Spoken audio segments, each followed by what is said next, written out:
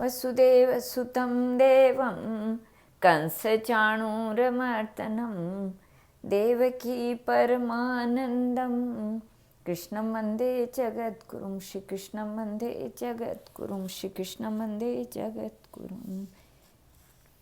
वैशाख मास की श्रेष्ठता, उसमें जल, व्यंजन, छत्र, पादुका और अन्न आदि दानों की महिमा। वैशाख स्नान के नियम।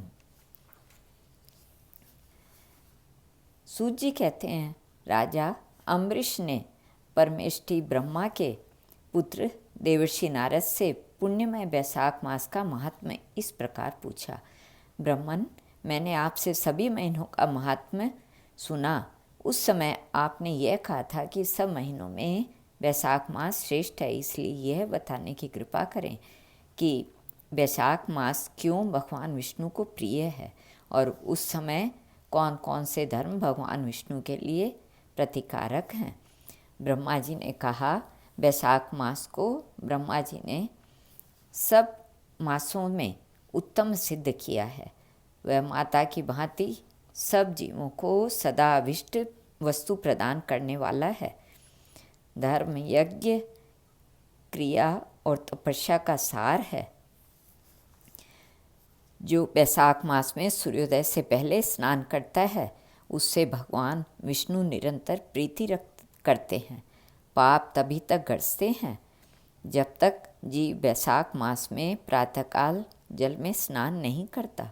राजन, वैशाख के महीने में सब तीर्थादि देवता बाहर के जल में भी सदैव स्थित रहते हैं। जो मनुष्य वैशाख में सड़क पर यात्रियों के लिए प्याऊ लगाता है, वह विष्णु लोक में प्रतिष्ठित होता है। नृपश्रेष्ठ, प्रपादान, पौसला या प्याऊ देवताओं, पितरों तथा ऋषियों को अत्यंत प्रीति देने वाला है। जिसने प्याऊ लगाकर रास्ते में थके मादे मनुष्यों को संतुष्ट किया है, उसने ब्रह्मा, विष्णु और शिव आदि देवताओं को संतुष्ट कर लिया है। राजन, वैशाख मास में जल की इच्छा रखने वालों को जल, छाया चाहने वालों को छाता और पंखे की इच्छा रखने वालों को पंखा देना चाहिए। राजेंद्र, जो प्यास से पीड़ित महात्मा पुरुष के लिए शीतल जल प्रदान करता है, वह उतने ही मात्र से 10,000 राजस्व यज्ञों का फल पाता है।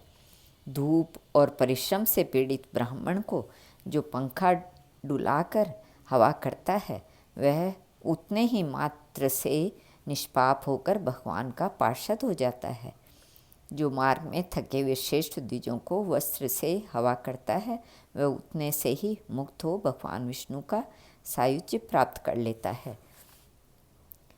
विष्णु प्रिय वैशाख मास में पादुका दान, जो पादुका दान करता है, वह यमदूतों का तिरस्कार करके विष्णु लोक में जाता है। राजन, अन्नदान मनुष्यों को तत्काल तृप्त करने वाला है, इसलिए संसार में अन्न के समान कोई दान नहीं है। जो मनुष्य मार्ग के थके हुए ब्राह्मणों के लिए आश्रय देता है, उसके पुण्य फल का वर्णन किया नहीं जा सकता। भूपाल, जो अन्नदान दाता है, वह माता पिता आदि का भी विस्मरण करा देता है, इसलिए तीनों लोकों के निवासी अन्नदान की प्रशंसा करते हैं।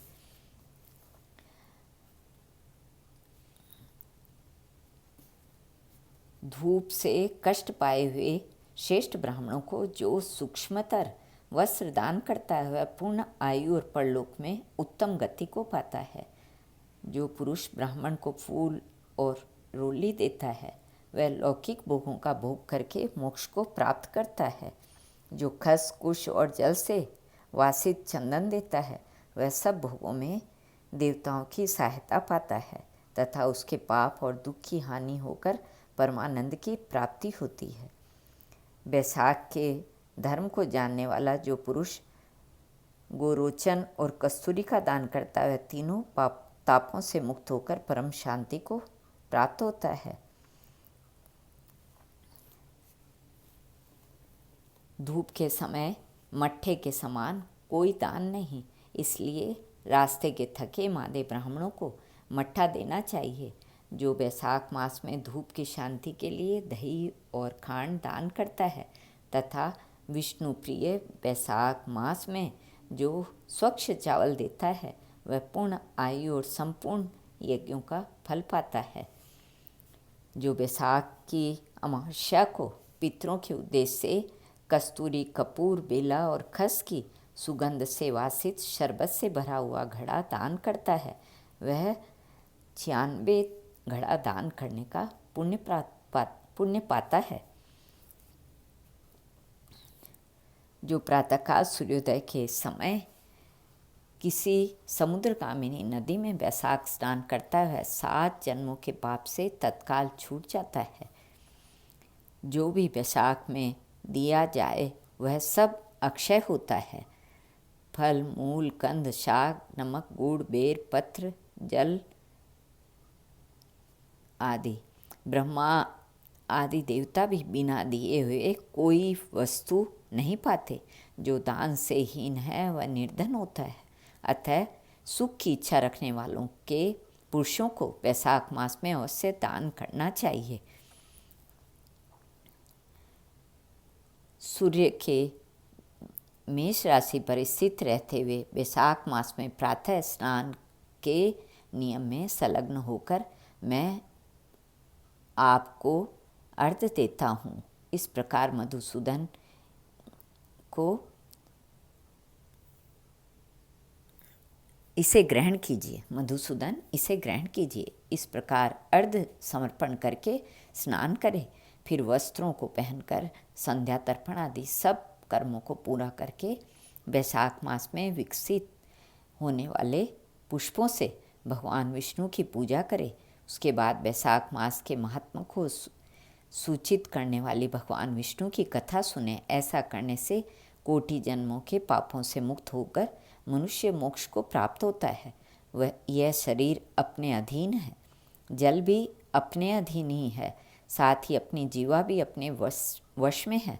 अतः इस स्वाधीन शरीर से स्वाधीन जल में स्नान करके स्वाधीन जीवा से हरि इन 2 अक्षरों का उच्चारण करें। जो वैशाख मास में तुलसी दल से भगवान विष्णु की पूजा करता है वह विष्णु की सायुज्य मुक्ति को पाता है। अतः अनेक प्रकार के भक्ति मार्ग से तथा भांति भांति के व्रतों द्वारा भगवान विष्णु की सेवा तथा उनके सगुण या निर्गुण स्वरूप का अनन्य चित्त से ध्यान करना चाहिए। श्री कृष्णार्पणमस्तु।